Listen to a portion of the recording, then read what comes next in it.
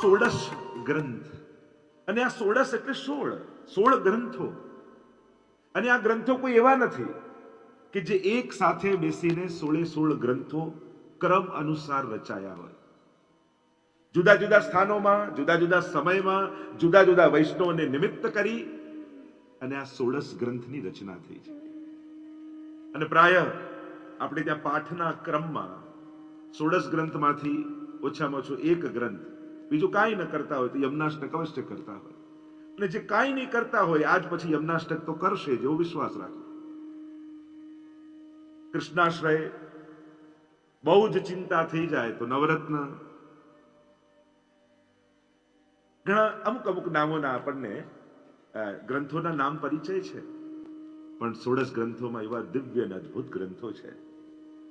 કારણ કે આ 16 ગ્રંથ કેવલ પાઠથી તમારા સંજોગોને નહીં બદલે, પણ એમાં જે ઉપદેશ અને વિચાર છે ને, કદાચ સંજોગો નબળા હશે ને, પણ મહાપ્રભુજીના વિચારોને હૃદયમાં ધારણ કર્યા હશે ને, તો મહાપ્રભુજી તમારી સમજ ઉત્તમ કરી નાખશે. અને સંજોગોને બદલીને સુખી થવા કરતા સમજને બદલીને સુખી થાઓ ને, તો એ સુખ જીવનમાંથી ક્યારેય જશે નહીં. અને એ કાર્ય 16 ગ્રંથ કરશે. લૌકિકતાની વચ્ચે પણ વૈષ્ણવતાને કેમ જીવી લેવાય, એ કળા 16 ગ્રંથમાં છે. એટલે જીવવું તો લૌકિકમાં જ પડે છે, સંસારમાં જ પડે છે. ક્યાં બધાને છોડીને જવાના, અને છોડીને જવું કોઈ અંત થોડી હોય છે. નવી ચિંતાઓની શરૂઆત હોય છે. માણસ ક્યાંકથી ભાગવાનો બી પ્રયાસ કરે તો એ કોઈ અંત થોડી છે. એ પછી નવા પ્રકારની ચિંતાઓ લઈને, જેના મનમાં લૌકિકતા વસેલી છે એ દુનિયાના કોઈ પણ ખૂણે જતો રહે, એ લૌકિક ચિંતાઓથી ક્યારે મુક્ત થવાનો જ નથી. પણ લૌકિકતા એટલે 16 ગ્રંથ એટલે કામનાઓમાંથી કાઢી ભાવનાઓની જગતમાં જવાનો રસ્તો. આપણે બધા જ અનેક કામનાઓથી ગ્રસિત છીએ, અને જહાં તક કામનાएं हैं वहां तक उद्वेग, चिंता, क्लेश, प्रपंच, दुख जीवन में लगा ही रहेगा, क्योंकि कामनाएं हैं. और कोई कहां दुखी करता है, हमारी कामना ही तो हमको दुखी देती है. तो जहां तक कामनाएं हैं वहां तक दुख है. बस उसी कामनाओं को महाप्रभु जी भावनाओं में रूपांतरित कर देंगे. फिर स्वयं के लिए कामनाएं नहीं रहेंगी, फिर हरेक इच्छा भगवत सुखार्थ होगी, हरेक विचार प्रभु का दिया हुआ प्रसाद लगेगा. देखो, प्रभु ने ये विचार दिया, प्रभु ने ये सोच दी, પછી તો આવો વિચાર આવવા લાગે કે મારા જીવનનો કંટ્રોલ ભગવાનના હાથમાં છે, મારા પ્રત્યેક વિચાર પ્રભુ પ્રદત્ત છે, એવો અનુભવ થવા લાગે. અને જ્યારે આવો અનુભવ થવા લાગે ત્યારે આ મહાપ્રભુજીના વિચારો નિજેચ્છાતઃ કરિષ્યતિ તથૈવ તસ્ય લીલેતિ. કારણ કે આ શબ્દો નથી, આ જીવનની સૌથી મોટી સમજ છે, સોચ છે. શબ્દો તો ભૂલી જવાય, અને સાંભળેલા શબ્દો સંજોગો સમયે ક્યાં કામ લાગે છે. ઘણી વાર ક્રોધ નહીં કરવો, અને ક્રોધ આવે તો શું કરવું એનાથી બચવા માટે કેટલા પ્રયોગો શીખવાડતા હોય કે આમ ઊંડા શ્વાસ લેવા, ઠંડા પાણી હાથ પગ ધોવા, અને થોડા જોગિંગ કરી લેવા. જ પણ ગુસ્સો આવે ત્યારે કોઈને યાદ રહે છે? શબ્દો એક કર્ણને લાગેલા શ્રાપ જેવા છે.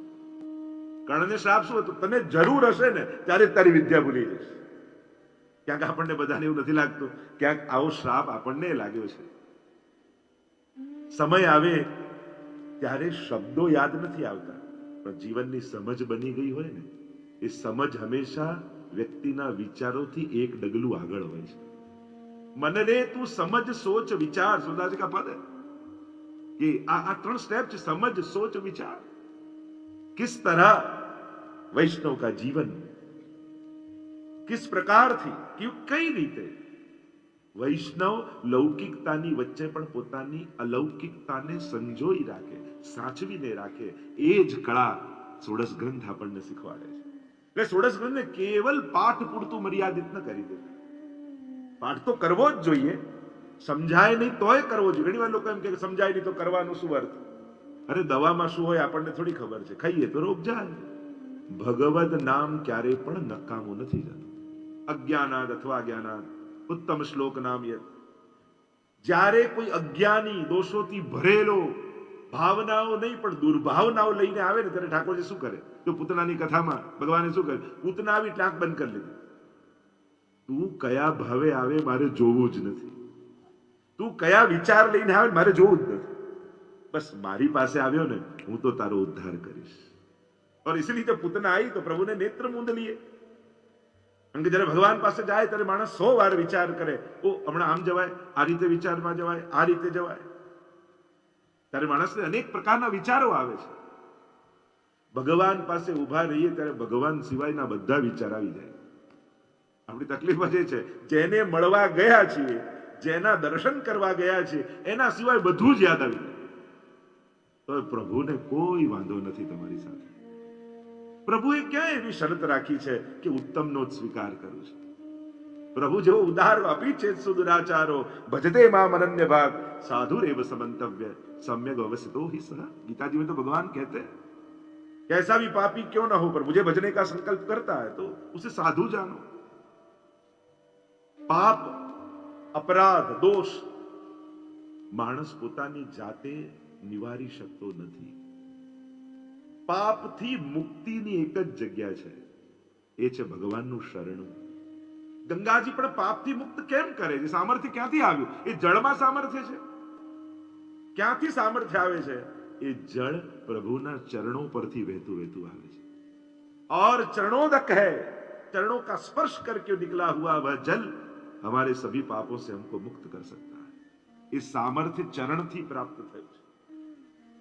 અને એટલા માટે આ 16 ગ્રંથ તમારી કામનાઓને ભાવનાઓમાં ફેરવી દેશે. એ જ સંસાર, એ જ લૌકિકતા, એ જ વ્યવહાર બધું જ રહેવાનું. મહાપ્રભુજી જાણે છે જીવને, એટલે મહાપ્રભુ વ્યાવૃત્તોપી હરવ ચિત્તમ, વ્યાવૃત્તિ ધંધો નોકરી છોડી નથી શકવાના. તો શું ભગવાનને ભજવા જ નહીં? કે ના, કરો, ચિત્ત હરિમાં રાખો, પ્રભુમાં રાખો, બીજું કાંઈ નહીં. ચિત્તે નથી રહેતું તો જે સેવા કરે છે ને એની ચિંતા કરો ને તોય ઉદ્ધાર થઈ જાય. ભાઈઓ માટે ઘણી વાર મારે ચોખવટ કરવી પડે.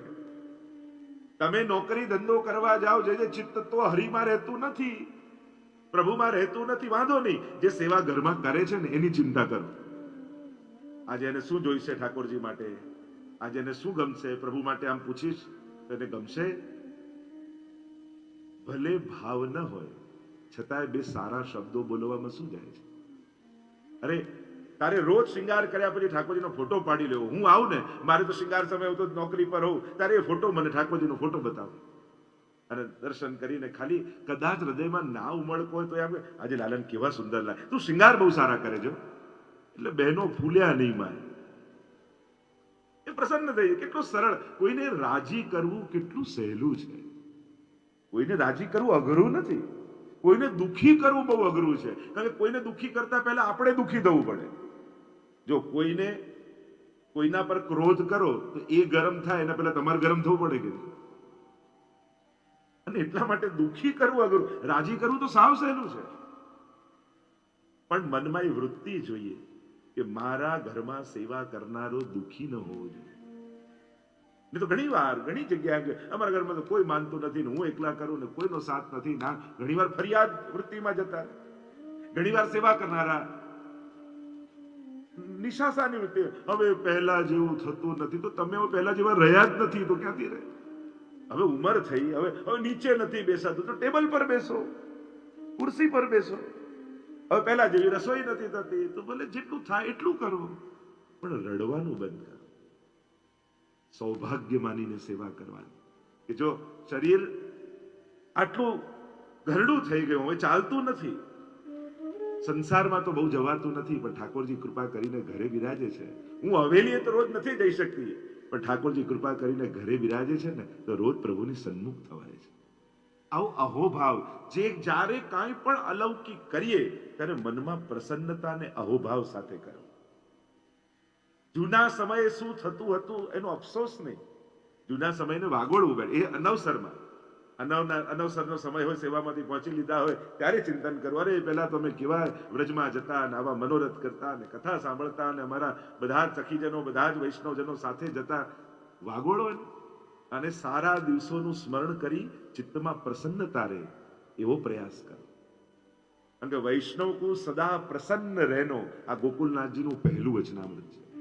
24 વચનામૃત ગોકુલનાથજીના છે, એમાં સૌથી પહેલું એક છે વૈષ્ણવ કો સદા પ્રસન્ન રહેનો. અને પ્રસન્નતા એ મનનું સૌથી મોટું તપ છે.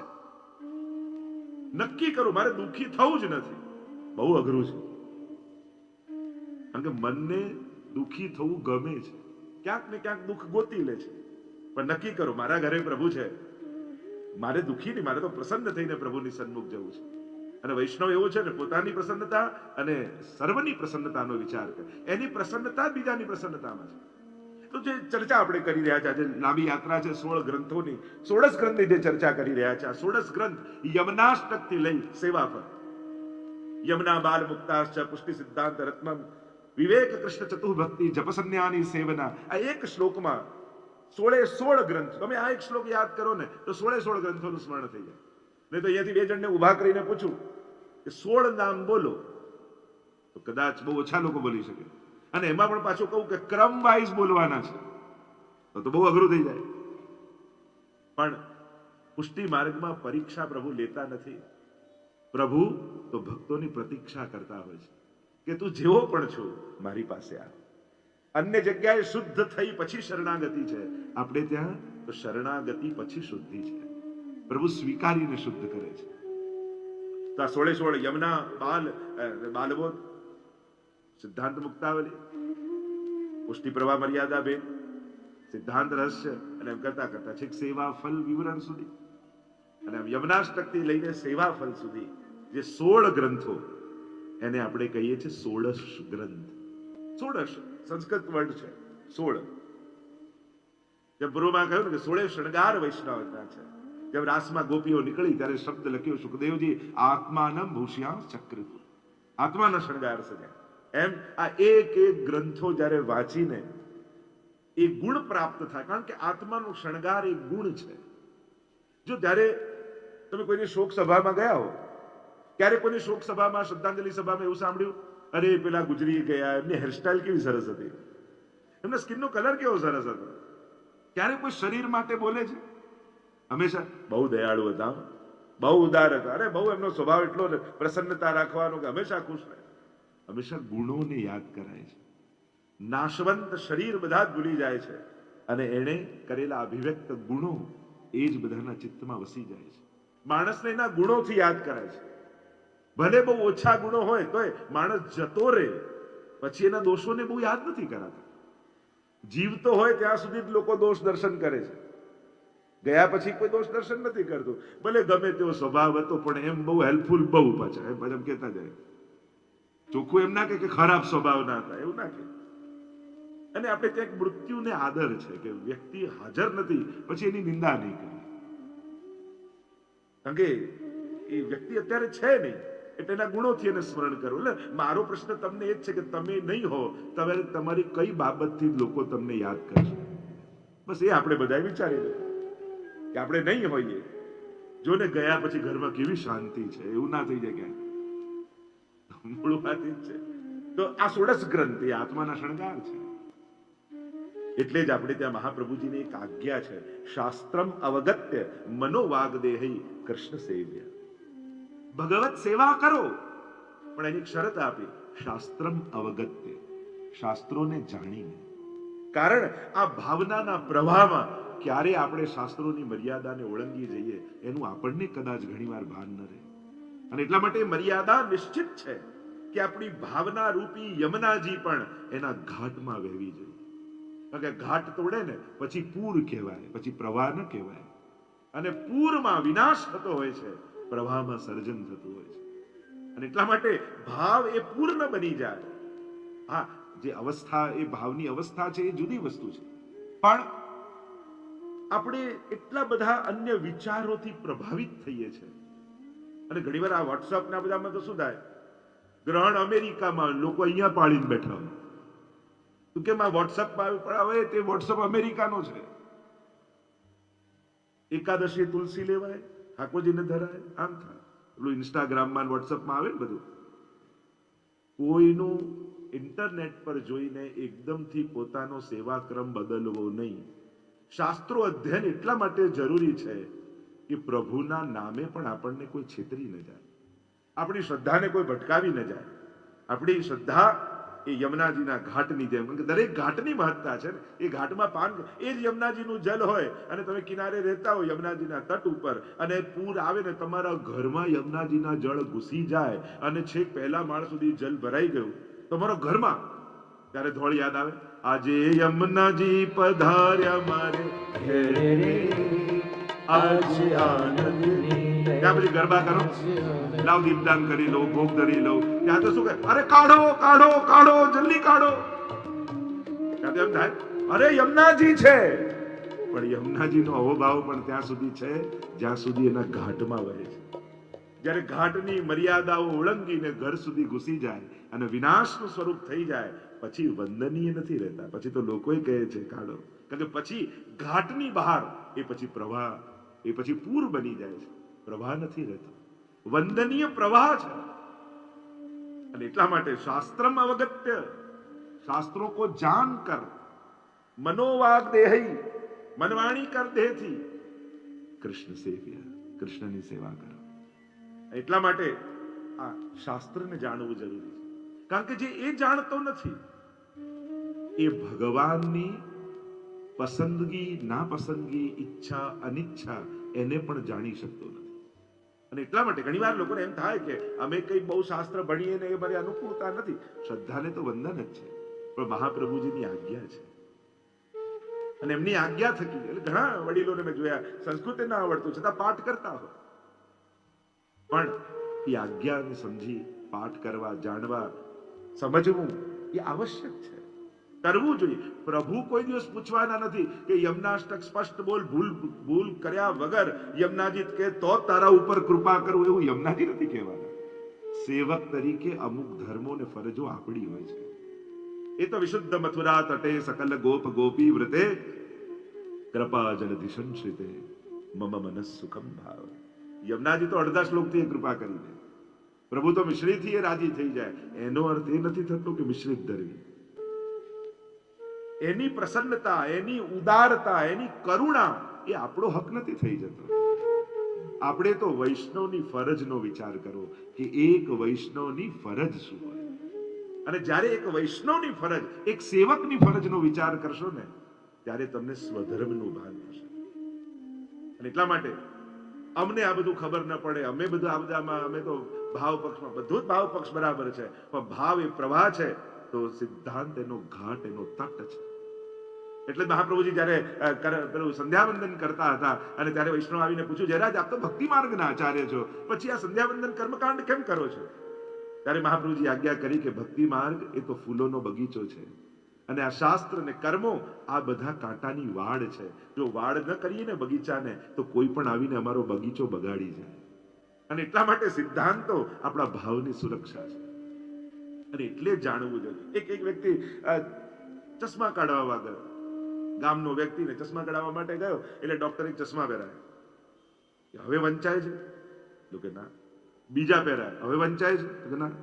ત્રીજા પહેરાય, હવે વંચાય છે? બધા ચેક કરી લીધા અને કસામાં વંચાતું નથી. કે તને કસામાં નથી વંચાતું? કે હા, હું અભણ છું એટલા માટે. પેલા આંખોનો ઈલાજ કરતા હતા અને વાંચતા જ નતું આવડતું. તો ઘણી વાર એમ થઈ જાય કે ગુરુ આંખોના ઈલાજમાં લાગ્યો હોય અને આનો અધિકાર જ ન હોય, એને રુચિ જ ન હોય. તો ષોડશ ગ્રંથ આપણા અધિકારનું સંપાદન કરે છે. ષોડશ ગ્રંથ એમ તો જેમ શ્રીનાથજી બાબાનું વાંગમય સ્વરૂપ એ શ્રીમદ ભાગવત છે, એમ શ્રી વલ્લભનું વાંગમય સ્વરૂપ એ ષોડશ ગ્રંથ છે. એટલે આપણે ત્યાં પદ ગવાય છે ને, કર મન શ્રી વલ્લભ અંગન ધ્યાન. શ્રી મહાપ્રભુજીના અંગોનું ધ્યાન કરો. આ એક ગ્રંથ મહાપ્રભુજીના એક અંગ બરાબર છે. અરે 16 ગ્રંથોનો પાઠ ન થાય, પણ કેવલ મહાપ્રભુજીની સન્મુખ બિરાજી બેસી અને વલ્લભના સ્વરૂપનું ચિંતન કરી લો ને, તોય આ 16 ગ્રંથો હૃદયારૂઢ થઈ જાય. શ્રી વલ્લભના નામમાં એ છે પૂર્ણ પ્રતીત, એમ દયારામભાઈ કહે છે. અષ્ટાક્ષર, પંચાક્ષર, શ્રી ભાગવત સહિત શ્રી વલ્લભના નામમાં એ છે પૂર્ણ પ્રતીત. વલ્લભનું નામ બીજ છે, જેમાં આ સમગ્ર પુષ્ટિ સૃષ્ટિનું વૃક્ષ સમાયેલું છે. પણ જેમ કોઈ બીજને બતાવીને એમ કે આમાં વૃક્ષ છે, ફળ છે, ડાળીઓ છે, મૂળ છે, બીજને જોઈને આપણને ખબર ન પડે. પણ એ બીજમાં બધું જ છે. અને જ્યારે યોગ્ય રીતે એને હૃદયની ભૂમિ પર વાવવામાં આવે તો સ્ફુરિત હોત સબ જ્ઞાન, આ બધું જ પ્રગટે છે. ચર્ચાઓ તો ઘણી શ્રી મહાપ્રભુજી માટે કરી શકાય, પણ આ 16 ગ્રંથો જે ક્રમથી આપણે માનીએ છે એવા 3 જણાએ ક્રમ આપ્યો આપણને. શ્રી પુરુષોત્તમજી, દ્વારકેશજી, હરિરાયજી. અને હરિરાયજીનો આ ક્રમ અત્યારે જે 16 ગ્રંથ જે ક્રમથી આપણે યમનાષ્ટકથી લઈ, કારણ કે અન્ય મતો પણ છે, અમુક ગ્રંથો ઘણામાં આગળ છે, ઘણામાં પાછળ છે, પણ અત્યારના સમયમાં જે 16 ગ્રંથ પ્રકાશિત થાય છે અને એમાં એનો જે ક્રમ છે યમનાષ્ટકથી સેવા ફલ સુધીનો, એ ક્રમ શ્રી હરિરાય મહાપ્રભુજી આપણને આપ્યો છે. અને એ ક્રમ અનુસાર જ યમના બાલ મુક્તાશ્ચ પુષ્ટિ સિદ્ધાંત રત્નમમ વિવેક કૃષ્ણ ચતુભક્તિ જપસન્યાની સેવના, આ જે ક્રમ છે એ હરિરાયજીની આજ્ઞા અનુસારનો ક્રમ છે અને એ જ પ્રસિદ્ધ અને સર્વમાન્ય ક્રમ છે. કારણ કે આ બધા ગ્રંથો એક પછી એક નથી લખાયા, પણ જે હરિરાયજીએ ગોઠવી છે ક્રમ, એ એકબીજાના પૂરક છે. એ ક્રમ પૂર્વાનુપર જે સંબંધ છે અને આપણી ભક્તિને છેક સેવા ફલ સુધી લઈ જાય છે. કારણ કે યમનાષ્ટકને મંગલાચરણ રૂપે માની, યા યમનાજીને ભક્તિ રૂપે માની અને ભક્તિથી શરૂ થયેલી યાત્રા સેવાના ફલ સુધીની પ્રાપ્તિ, અને ત્યાં જે 3 ફલની ચર્ચા સેવા ફલમાં કરવામાં આવી છે, વિષ્ણુદાસ છીપા ઉપર કૃપા કરી શ્રી મહાપ્રભુજીએ જે સેવા ફલ વિવરણ ગ્રંથ આપ્યો, એનો વિસ્તાર કર્યો અને એને સમજાવ્યો કે આ સેવાનું ફળ શું છે. એમ તો સેવા ફલાત્મક છે, પણ છતાંય 3 ફળની જે ચર્ચા છે. પ્રવેશ કરીએ 16 ગ્રંથમાં યમનાષ્ટકના માધ્યમથી. 16 ગ્રંથનો પહેલો ગ્રંથ એટલે શ્રી યમનાષ્ટક. આપણે યમનાષ્ટક કરીએ છીએ, પણ ઘણી વાર લોકોને એ ખ્યાલ નથી હોતો કે આ પણ એક 16 ગ્રંથનો જ એક ભાગ છે, એક અંગ છે. શ્રી યમનાષ્ટક પ્રસિદ્ધ કથા છે. શ્રી મહાપ્રભુજી બ્રજમાં પધાર્યા છે અને બ્રજના બધા જ સ્થળોને પ્રગટ કરતા કરતા મહાપ્રભુજી ગોકુલ પધાર્યા. શ્રીમદ ગોકુલ સર્વસ્વમ. ગોકુલ તો ભક્તિ ગોકુલ તે પ્રગટી. આપણે ત્યાં પદ સાહિત્યમાં એમ કહી, ભાગવતમાં એમ કહ્યું, ઉત્પન્ના દ્રવિડે સાહમ વૃદ્ધિમ કર્ણાટકે ગતા ક્વચિત ગુર્જરે જીર્ણતામ ગતા. ભાગવતમાં જે ભક્તિની વાત છે એ મર્યાદા ભક્તિની વાત છે. અહીંયા અમારા અષ્ટછા ભગવદીઓ કહે ભક્તિ ગોકુલ તે પ્રગટી. ગોકુલથી પ્રગટી છે, ગોપીઓના હૃદયથી, અને એ પુષ્ટિ ભક્તિ છે. મહાપ્રભુજી પધાર્યા. ઠકરાણી ત્રીજનો દિવસ છે. યમુનાજી સંબંધી આ 3 તિથિઓ પ્રસિદ્ધ છે. ચૈત્ર સુદ છઠ, ભાઈ બીજ અને ઠકરાણી ત્રીજ. આ 3 તિથિઓ શ્રી યમુનાજી સંબંધી તિથિઓ છે. ચૈત્ર સુદ છઠ યમુનાજીનો પ્રાગટ્ય દિવસ આપણે માનીએ છીએ. એવો એક ભાવ કહેવામાં આવે છે કે જ્યારે યમુનાજી ભાનુ ગોપને ત્યાં જમનાવતા ગામમાં સખી રૂપે પ્રગટ થયા, ગોપી રૂપે પ્રગટ થયા, એનો ઉત્સવ એ ચૈત્ર સુદ છઠનો ઉત્સવ છે. અને ચૈત્ર સુદ છઠે યમુનાજીનો ઉત્સવ ખૂબ ધામધૂમથી દુનિયાભરમાં આપણે મનાવીએ છીએ. બીજી એક તિથિ ભાઈ બીજની જે પ્રસિદ્ધ છે, યમોપી ભગિની સુતાન કથમ હંતિ દુષ્ટાન અપી. જો 16 ગ્રંથોના એ બધા જ શ્લોકો આપણે નહીં પણ બધાને, ત્યારે હું ગ્રંથને લઈશ તો એના સાર રૂપે બધાને લઈશ. જે વાત કરીશ એનું પ્રમાણ શ્લોકોથી આપતો જઈશ, તો એ પ્રમાણે આખા ગ્રંથનો આવૃત્ત આપણે કરી લઈશું. ગ્રંથ યમોપી ભગિની સુતાન કથમ હંતિ દુષ્ટાનપી ન જાતુ યમયાતના ભવતિ તે પયપ્પાનત. જ્યારે ભાઈ બીજનો દિવસ, યમ દ્વિતીયાનો દિવસ, અને યમરાજાને ભોજન કરવા માટે બોલાવ્યા છે બહેન યમુના. યમ ઉના, યમના નાના બેન, ઉના એટલે નાના બેન, એમને કહેવાય શ્રી યમુના. ભોજન કરીને માંગવાનું કહ્યું ત્યારે યમુનાજીએ માંગ્યું, આજના દિવસે જે મારામાં સ્નાન કરે એને ક્યારેય યમયાતના ન આવે એવો વચન આપ. અને વચને બંધાયા કે ભાઈ બીજના દિવસે યમુનાજીમાં જે સ્નાન કરશે એને ક્યારે પણ યમયાતના નહીં આવે. ત્રીજી તિથિ ઠકરાણી ત્રીજ. અને આપણે ત્યાં પ્રાય ઈંડોળાના દિવસોમાં કાચનો ઈંડોળો થતો હોય છે ઠકરાણી ત્રીજના દિવસે. લગભગ એ રીતનો ભાવ, કારણ કે એ યમુનાજીના ભાવથી કાચાદીનો ઈંડોળો થાય. અહીંયા મહાપ્રભુજી પધાર્યા, દમલાજી સાથે છે. સુંદર યમુનાજીનો પ્રવાહ કલ કલ કલ કલ કલ કલ મધુર ધ્વનિ થઈ રહ્યો છે. શુક મયુર હંસ સુંદર કલરવ કરી રહ્યા છે. નવીન વનોમાંથી ઉગેલા પુષ્પો ખરી ખરી યમુનાજીનું પૂજન કરતા હોય એ રીતે પડી રહ્યા છે. લહેરોમાં સૂરજની કિરણો પડે ને એ રજ જાણે ચળકતી હોય ને એમ લાગે જાણે મોતીના કંકણ યમુનાજીએ ધર્યા છે અને એ કંકણના મોતીઓ ચળકી રહ્યા છે. એવી સુંદર શોભા ને આભા શ્રી મહાપ્રભુજી યમુનાજીને નિરખી હૃદયમાં પ્રસન્નતાનો અનુભવ કરી રહ્યા છે. દમલાજી સાથે પધાર્યા છે અને વ્રજના સ્થળોને શ્રી મહાપ્રભુજી પ્રગટ કરી રહ્યા છે. એક એક લીલા સ્થળી ઓળખી અને મહાપ્રભુજી પ્રગટાવે છે કે અહીંયા આ લીલા થઈ, અહીંયા આ લીલા થઈ, આ ઘાટ છે, આ ઘાટમાં પ્રભુએ આ લીલા કરી. और दमलाजी के साथ पधारे महाप्रभु और सहज मन में एक जिज्ञासा उठी महाप्रभु जी के, अरे दमला या में गोविंद घाट कौन सो और ठकरानी घाट कौन सो? બંને ઘાટ એક સરખા લાગે છે. આમાં ગોવિંદ ઘાટ કયો ને ઠકરાની? જ્યાં શ્રી વલ્લભના મુખમાંથી વચનો સર્યા એટલામાં જ યમુનાજીની ભીતર ભ્રમરો પડવા લાગ્યા અને ભ્રમરોની મધ્યમાંથી 16 વર્ષીય યુવતી સ્વરૂપ બોલો શ્યામ સુંદર શ્રી યમને મહારાણીજી કી જય. એક સુંદર કમળની ઉપર 16 વર્ષ યુવતી સ્વરૂપ શ્રી યમુનાજી પ્રગટ થયા. મુકુટ કાચનીનો શૃંગાર છે, હાથમાં કમળની છડી છે. કમળનો એક માર્ગ બન્યો અને કમળ ઉપર ચરણ પધરાવતા પધરાવતા શ્રી યમુનાજી ત્યાં પધાર્યા તટ ઉપર અને છડી દ્વારા શ્રી વલ્લભને બતાવ્યું, વલ્લભ આ ઠકરાણી ઘાટ છે, આ ગોવિંદ ઘાટ છે. અને એ સમયે આધિ દૈવિક સ્વરૂપના શ્રી યમુનાજીને દર્શન કરી શ્રી મહાપ્રભુજી ગદગદિત થઈ ગયા અને એટલામાં તો જે પ્રગટેલું યમુનાજીનું સ્વરૂપ હતું એ શ્રી વલ્લભના હૃદયમાં આવીને સમાઈ ગયું અને હૃદયમાં એ સ્વરૂપ સમાયું, બિરાજ્યું તો ખરા પણ સમાયું નહીં. તો એ જ યમુના રસ શ્રી વલ્લભની વાણીમાંથી યમુનાષ્ટક બનીને પ્રગટ થઈ ગયું. શ્રી વલ્લભની વાણી તો સ્વરૂપાત્મક છે, યમુનાષ્ટક પણ શ્રી યમુનાજીનું જ સ્વરૂપ છે. અને જ્યાં શ્રી યમુનાજીની ઝાંકી હૃદયારૂઢ થઈ સ્વરૂપની અને એ જ સમયે શ્રી મહાપ્રભુજીના મુખમાંથી શબ્દો શર્યા, નમામિ યમુનામહં सकल सिद्धि हे तुम मुदा. નમામિ પ્રારંભ જ નમન કરીને કર્યો. કારણ આવી અલૌકિકતાની આગળ બીજું કરી પણ શું શકાય? જ્યાં સર્વ સામર્થ્ય હોય ત્યાં અસમર્થ જીવ નમન અને વંદનથી અધિક કરી પણ શું શકે?